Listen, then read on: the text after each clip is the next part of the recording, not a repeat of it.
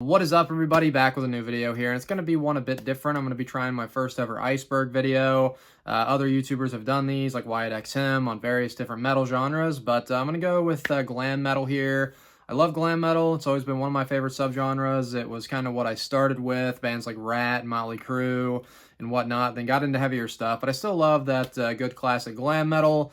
And basically for this, people do these icebergs different ways, but for me, I'm going to start off with the top tiers, the popular, like the most popular bands. I'm going to go through 4 or 5 of them, and then I'm going to work my way down through 8 tiers all the way to obscure. Just the ones in the middle are random ones I've come up with, some different tiers I think are cool to talk about and cover.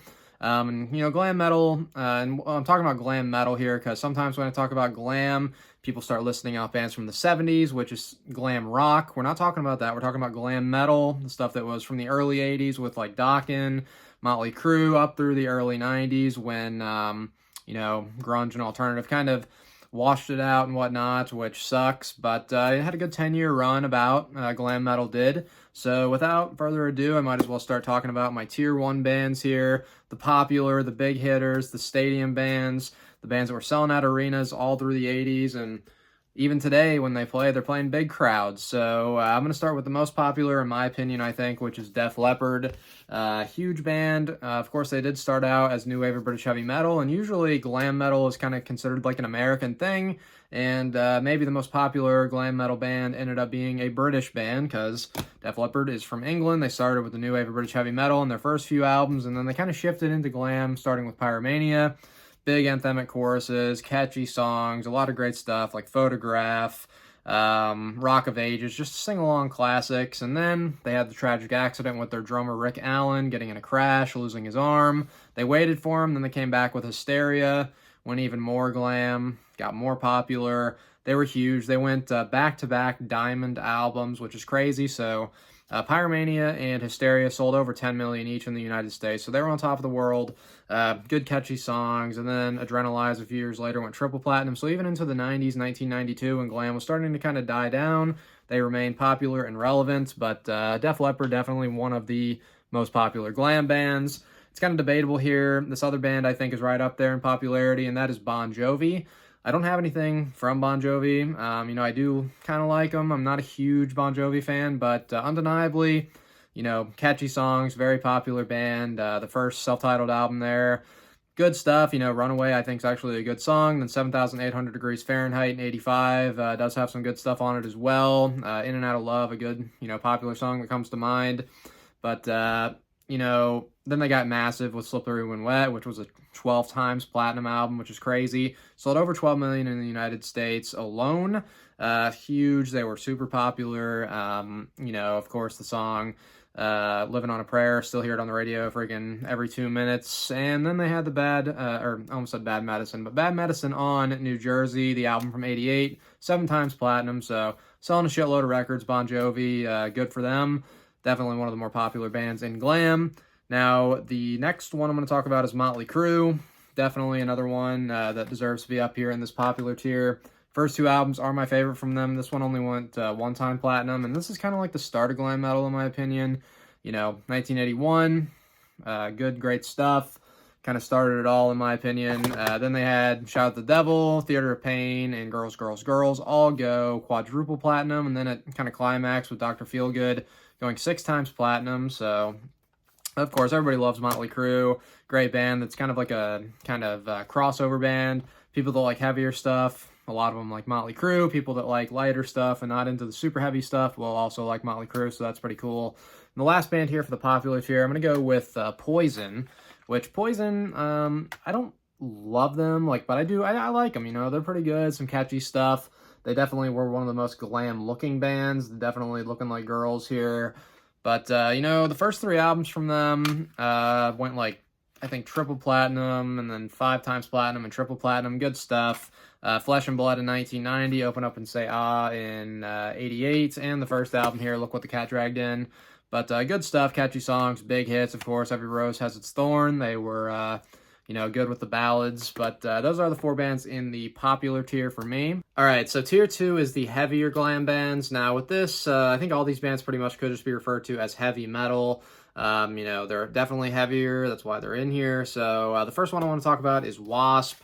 Wasp, you know, I've always wondered if I should call them glam metal or not. A lot of people do. You know, they have a big, awesome stage presence and stage show and crazy stuff. And the image, you know, with the image, it's in that shock rock stuff. They always looked really cool. And definitely, I think, Inside the Electric Circus in '86, it's kind of what gets them the glam metal tag for that album and era. They definitely lean more that direction, had the big, crazy hair and some makeup and whatnot. But, I mean, I love Wasp. I got their logo tattooed on me.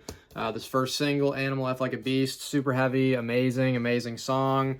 First two albums, absolute classics. Love the rest of their stuff as well, but one of my favorite bands ever. They got to be in this heavier tier if you're going to include them as glam metal at all. They're definitely probably the heaviest glam band. Next one, I want to talk about Dokken. I love Dokken. Definitely another band that was right there at the beginning of glam metal with Breaking the Chains in '81 originally is when this came out. A lot of awesome stuff on here. Love that title track. I love Don's voice. Very smooth, melodic, just epic sounding voice. And then they had Tooth and Nail, which, you know, definitely got even heavier. Crazy guitar playing from George Lynch. That solo on the title track is just amazing. Great riffing and tone all over the album. Under Lock and Key, which was my personal favorite. A lot of good stuff on here. Which this one, maybe it was a slight step down in heaviness, but I mean, it's just good classic sound in Dokken. It's Not Love, Lightning Strikes Again, which could be their heaviest song. Great riff. Unchain the Night, The Hunter, In My Dreams, all classics. And Back for the Attack, which another one that's just amazing from start to finish. A lot of great stuff on here. It's got Dream Warriors, which of course was on the Nightmare on Elm Street 3 soundtrack, Dream Warriors. But amazing band. Next up, we got some Rat. Now, Rat, originally, they were on the Metal Massacre EP, or not EP, Metal Massacre compilation in 1982 with Tell the World, which eventually ended up on this Rat '83 EP. So, you know, Rat, they started off on freaking Metal Massacre, Metal Blade Records with that song Tell the World, which is a great song. But of course, you know, they got the glam image. They were a huge band. They were a heavy band, which I think, you know, you should call them classic heavy metal. I love their full-length debut, which is like my favorite freaking metal debut ever. Absolute classics all over this album. Round and Round, probably one of their biggest songs for sure. Invasion of Your Privacy, Dancing Undercover, which I have right here as well. Got the shirt here for Reach for the Sky. Detonator's another good album. So, you know, awesome band. We're relevant all through the 80s. Heavy stuff as well.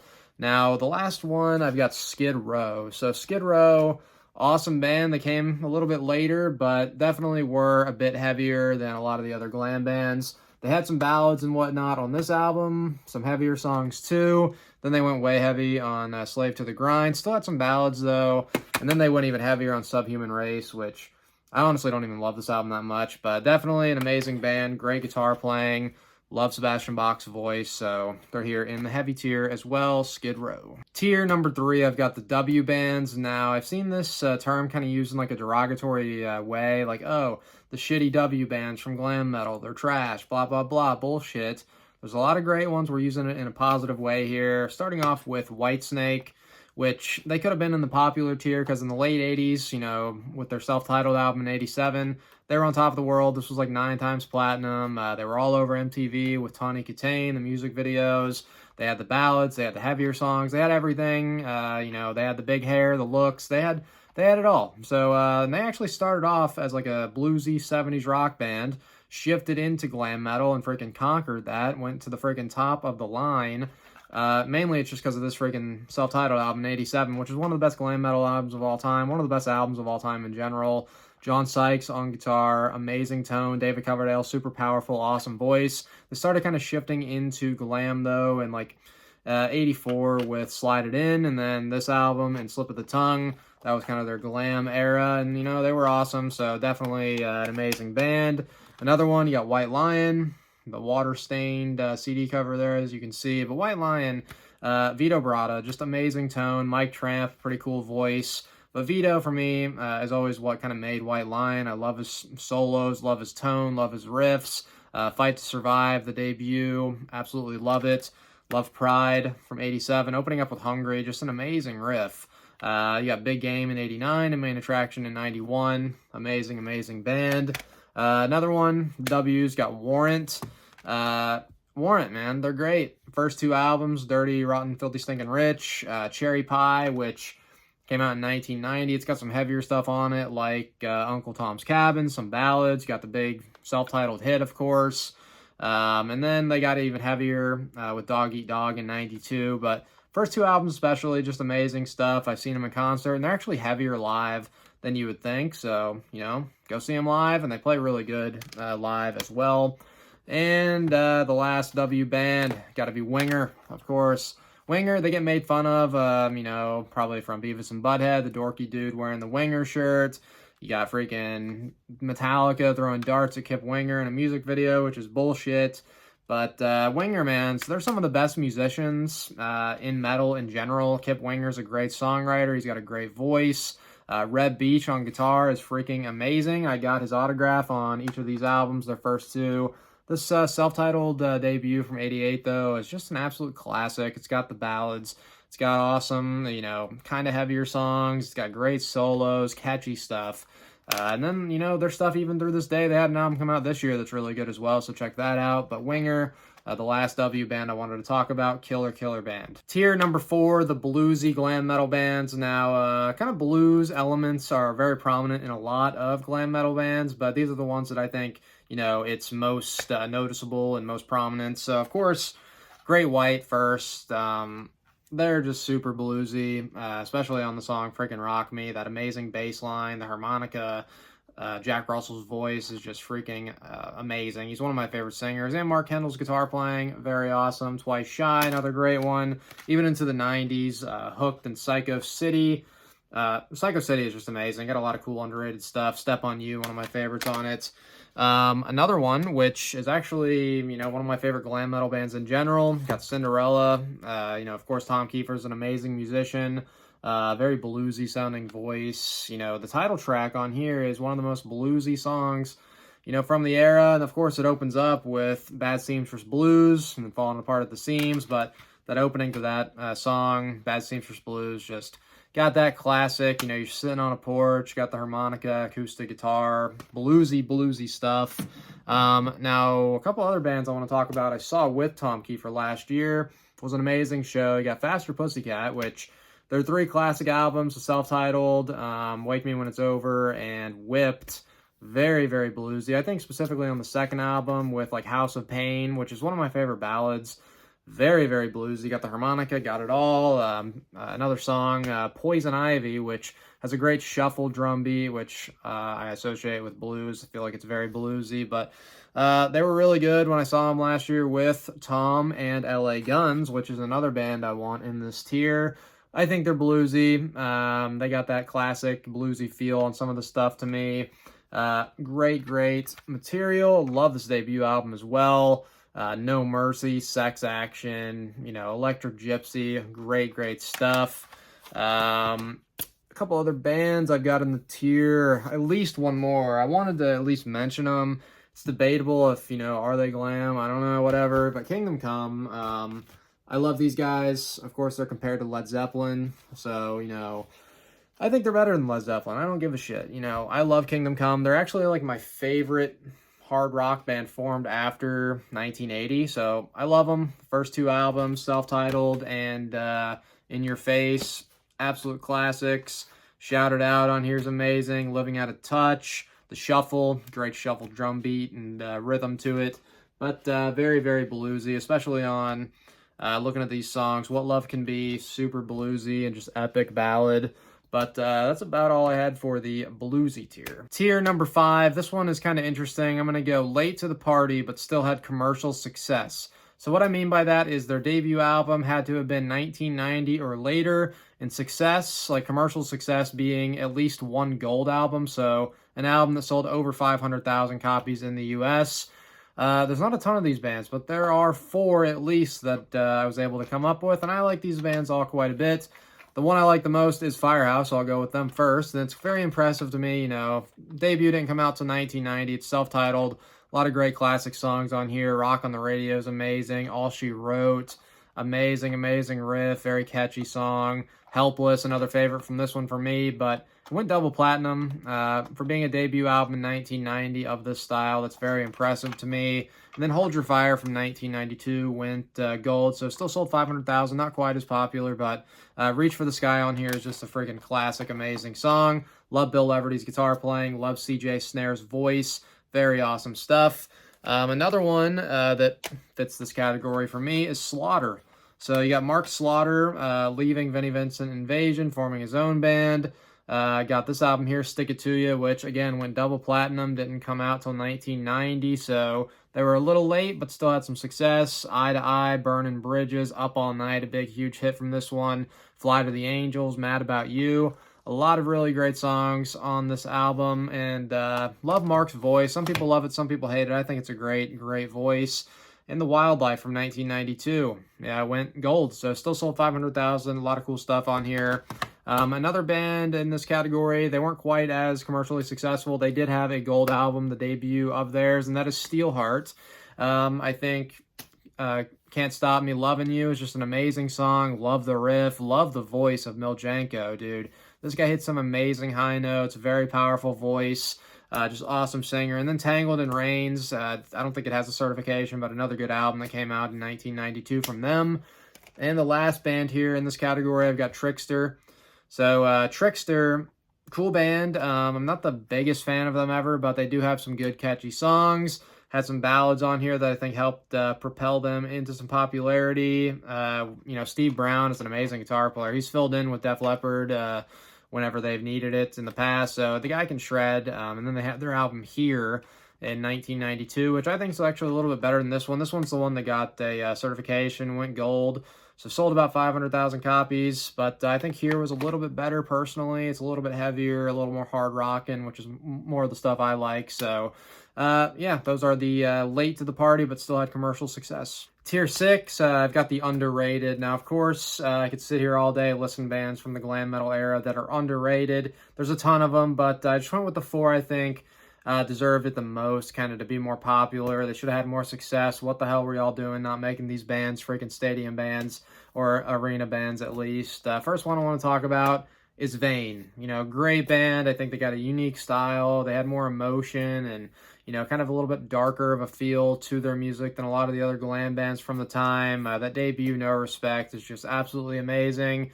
Love everything about it, top to bottom. It's a fantastic album. Love Davey Vane's voice. Very haunting, unique sounding voice.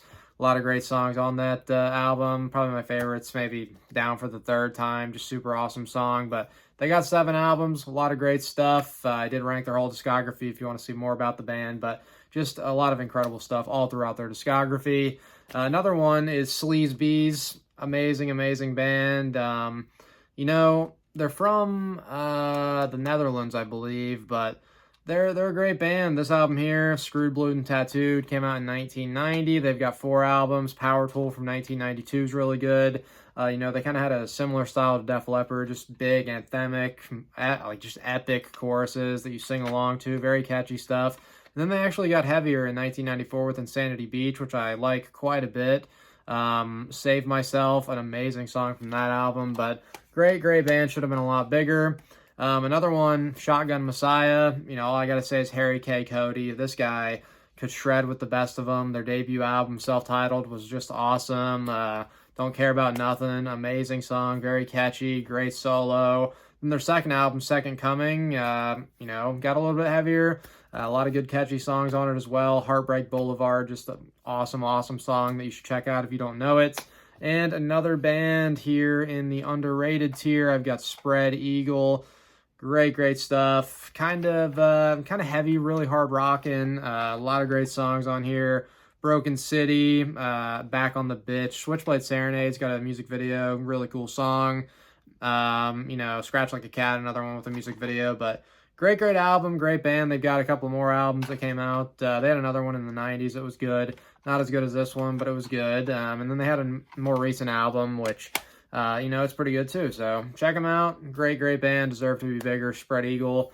That's all 4 of my underrated bands. Tier number 7, another one that's kind of interesting here. I'm going to go with bands that usually aren't generally thought of as a glam metal band. So they're pretty prominent in a different style, and then at a certain point in their career, they were glam. And the first example of that, and I think the most prominent example, is probably Judas Priest. Of course, you know, they're the metal gods, classic metal masters. Rob Halford, the metal god, just amazing, powerful voice. Glenn and KK, great guitar duo, the best freaking metal guitar duo of all time. Even they went glam in the mid-'80s. You got Turbo here in 1986. Yeah, at the time, you know, they probably got made fun of. They probably got shit on by, you know, the classic metal fans and whatnot. But looking back, I think people are starting to appreciate this album a bit more. It's got some pretty damn good stuff on it. Reckless, probably my favorite song, but the title track, or it's Turbo Lover, but Turbo Lover.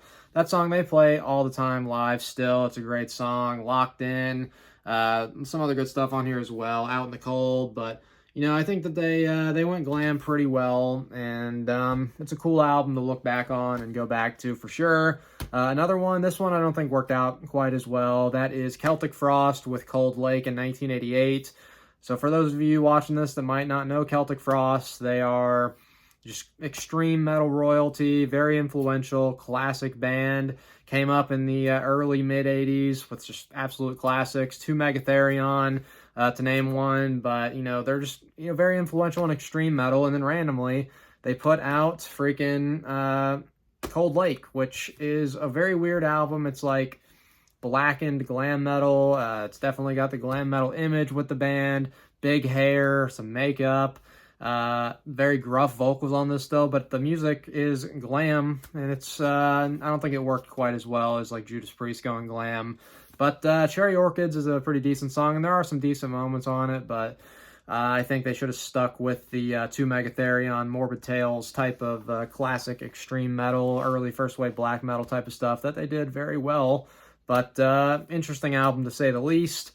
Another band that I think maybe people think of them more as a glam metal band at this point, but they didn't start off as it. They started off in the early 70s out of Germany as just like kind of a bluesy hard rock band, then kind of metal band into the mid-late 70s, and that is Scorpions. You know, Love at First Sting in 84 is kind of when they started going glam. I think, you know, some ballads, big anthemic songs, catchy songs. That's a great album. This one here, Savage Amusement, especially, just huge 80s sound, very glam metal. Another one, 1990, Crazy World, kept that same theme going. But honestly, I love this album. I think they did it very well. Klaus Mein's got a great voice. Matthias Jabs and Rudolf Schenker are a great guitar duo. Love Matthias, great underrated player. But Rhythm of Love, just big, anthemic, epic song. Don't Stop at the Top. Passion Rules the Game. All these songs, just glam metal, great songs. So Scorpions, another great example there. Now this one is interesting. Like, people might call them glam rock in the 70s, but then they kind of had a weird style in the early 80s, and then kind of in the mid 80s, I think they picked back up on some glam metal, and that is Kiss. So I think Kiss basically, from around, you know, the mid 80s, whether it's Asylum you want to count as like the first kind of glam metal album, it's hard to say for sure, but you know, they kind of adapted with the times, depending on who you want to ask and whatnot, but they adapted with the times very well, I think. Asylum's a great album. I think Crazy Nights has some amazing stuff on it as well. I'll Fight Hell to Hold You. It's kind of a cringy song lyrically, but it's very catchy. Got great guitar tone from Bruce Kulick. That guy was just amazing in the band. Asylum's probably my favorite album, and it's largely due to his guitar playing. Just absolutely amazing. But yeah, mid-'80s, Kiss, definitely glam metal for sure. Might as well throw in Ted Nugent, classic 70s hard rock, and even he had huge hair. He had big 80s sounding songs. A lot of these bands did this for sure, but he did it, you know, mid-'80s on Penetrator, on Little Miss Dangerous especially here. And a little bit on If You Can't Lick 'Em in 88. I'm looking at my list here. Another one, you know, Pantera. This one's a little bit different because they started off as glam and then shifted into something else that they're way more well-known for, which is just kind of groove and thrash metal, or whatever you want to call them. Very heavy band throughout the 90s, but starting with Metal Magic in 1983 up through Power Metal, they were pretty glammed out, especially with the image, and the music had that good classic glam metal feel as well. But yeah, that's all I got there for bands that aren't generally thought of as glam metal bands, but they did have a glam metal era. And finally, tier number 8, the obscure, some obscure glam metal bands here that definitely should have been a bit bigger. And with this, I'm just going to kind of run through a couple of the obscure ones that I wanted to point out. And then I'm going to go through just miscellaneous other glam metal albums I have here that might not have fit into a category. I don't want people getting all upset in the comments because I didn't include a certain band. That wasn't the point, to include every single band, but I will list off some more at the end here in my collection. But if you want to do your own tiers, list 4 or 5, maybe that I didn't, list them. But first one I want to talk about in the obscure, and I don't know how obscure some of these are, but Wild Side for sure. And it's debatable if you want to put like some of these bands in underrated or obscure, but Wild Side, awesome freaking band. Under the Influence didn't come out till 1992, their debut, but man, it's just an amazing album. So many great songs. Hang On Lucy mainly is like the standout track from it, but the whole thing, start to finish, is absolutely amazing. Great catchy songs, amazing riffs, the guitar playing all over, it's great. Just super awesome band. Should have been much bigger. Another one I've got is Rocks Gang, and I've got it on freaking vinyl. Things You Never Done Before. Great album. They had some other stuff, but this is, mainly the main album from them that I'm familiar with, and should have been much bigger. But looking at these, No Easy Way Out is just a majestic, amazing glam metal song. Great guitar playing, very catchy. Love the chorus. Just awesome stuff here. Another one is this band Ransom. Great, killer, early 90s glam metal. Got a female singer who is good. Some great songs on here. Lasting Love. There's some like shred friggin' guitar on here that you wouldn't expect, but some crazy guitar solos on this album. And they've got another album that's cool as well.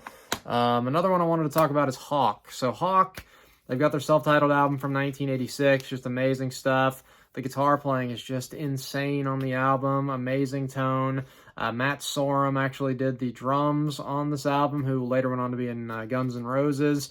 But fantastic album, start to finish. Just great songs.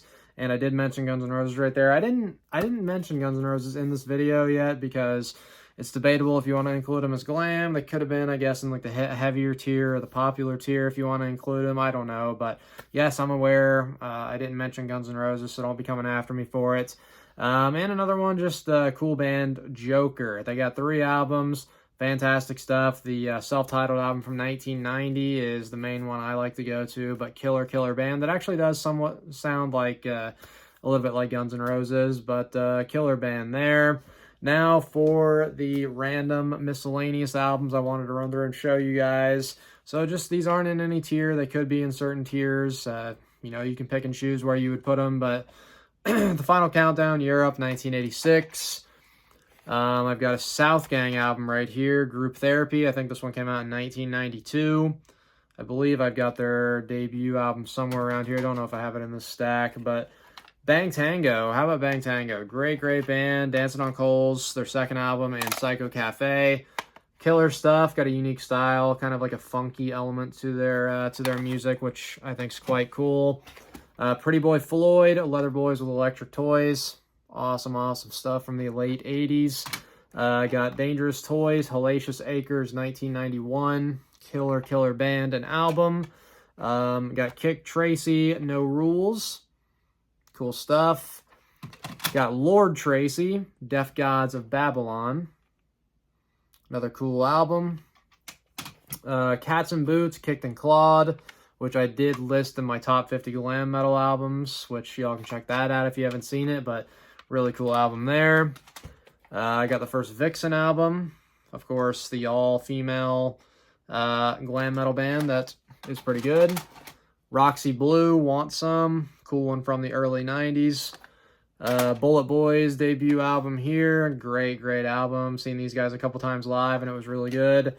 Britney Fox, first album from them. Killer stuff. Got the big hair, of course. And Tora, Wild America. Those are some of my kind of random cassettes. Now, I've got some CDs as well I'll run through. Quiet Riot, Metal Health. Cool one. This was the first metal album to debut at #1 on the charts back in the early 80s, 83, 84. Got some War Babies here. Cool album, underrated band. I threw some Guns N' Roses in here. Do you want to count them glam metal? It's debatable. I don't know. So y'all let me know. Is Guns N' Roses glam? Blondes, another one that's somewhat rare, honestly. Cool album though. Got Lita Ford, her Lita album here. Got Vixen again on CD. Dangerous Toys, the debut. I did have Hellacious Acres, but here's the debut from '89. And some of these already showed, but yeah, there it is, the glam metal Iceberg, and then some other random glam metal albums I've got. What'd you think? Let me know in the comments. Give me your kind of glam metal tier if you want, your glam metal Iceberg. Try to use the same tiers as me and maybe put your own bands, or if you like the bands I included, don't change anything. Just let me know. And as usual, y'all, till next time, thank you for watching.